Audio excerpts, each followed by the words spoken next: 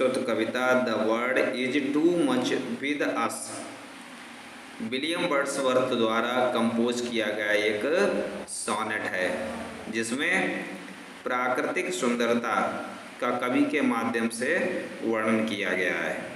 इस संसार को, जिसे वो सबसे अपना चहेता और प्रकृति का एक उपहार समझता है। प्रस्तुत कविता the world is too much with us. The world is too much with us, ये संसार हमारे लिए बहुत विस्तृत है, यानी कि बहुत ही बड़ा है। प्रस्तुत कविता जो है विलियम वर्ड्सवर्थ द्वारा कंपोज की गई है।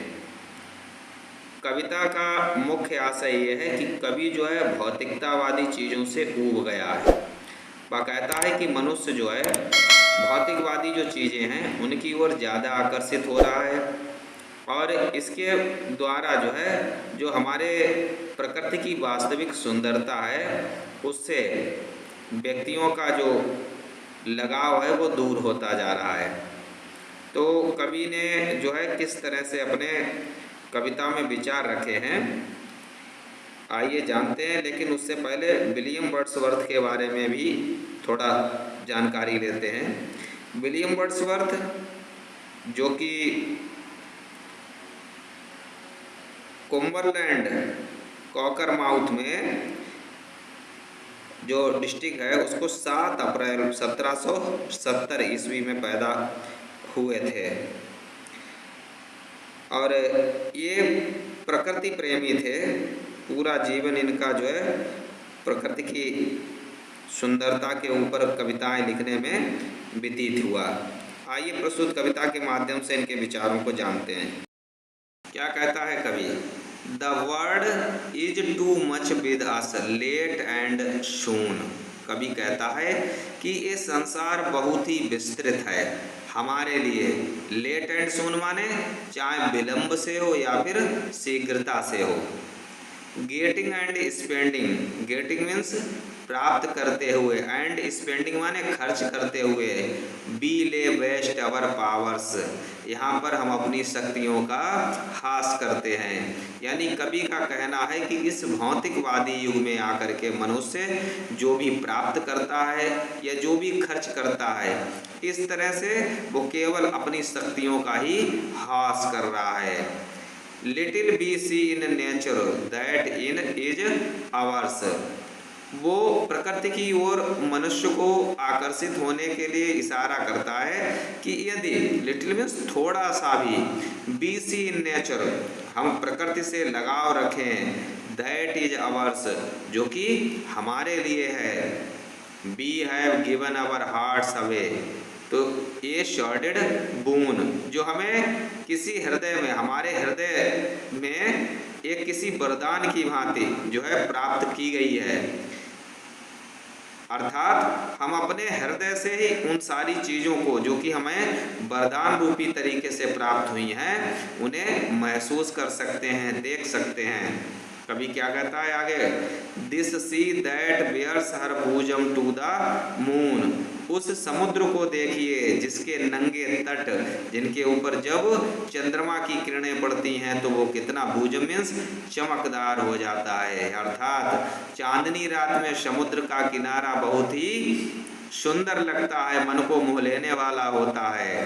The winds that will be howling at all hours, और हवा जब उस संपूर्ण समय ऐसे वातावरण में चारों ओर चलती है, and are up gathered now like sleeping flowers, और पास कहीं ही कवि कहता है कि सोए हुए फूलों ने उस मौसम को घेर रखा है। अर्थात वहाँ से चलने वाली हवा जब उन फूलों के मध्य से गुजरती है तो वहाँ का दृश्य बहुत ही भव्य प्रतीत होता है। फॉर दिस, इसके लिए, फॉर एवरीथिंग, हर वस्तु के लिए, वी आर आउट ऑफ टूइन, हम सभी इन चीज़ों से अपने को परे पाते हैं। यानी कि ये सारी चीज़ें जो हमारे लिए प्रकृति ने उपलब्ध करवाई हैं, उन सारी वस्तुओं से हम अपने को कहीं दूर पाते हैं। We are out of tune, अर्थात हमारा मेल जोल रहन सहन जो है उससे कहीं भी अलग है, बिल्कुल ही परे है। पंक्ति में क्या कहता है? कहता है it moves us not great God, I had rather be a pagan suckled in a creed outworn. वो कहता यदि वो पैगन का अनुयायी होता, कहता है कि यदि वो पैगन धर्म का अनुयायी होता, यानी कि उस महान देवता को मानने वाला होता, तो वो क्या कहता कि आई हैड रेदर ये pagan suckled in the creed आउटबोर्न, कहता कि मैं प्रकृति में जो भी सारी चीजें हैं उनमें उन देवी देवताओं के निवास को खोजता, यानी कि प्रकृति की प्रत्येक चीज में वो ईश्वरीय वास मानता। So might I standing on this pleasant lee, इसलिए उस भौतिकवादी संसार से कहीं दूर हटके कभी कहता है, इसलिए वो वहां पर कहाँ खड़ा है?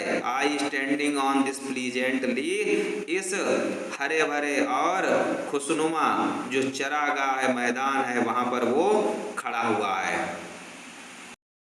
फिर अगली पंक्तियों में कवि जो है क्या विचार प्रस्तुत करता है?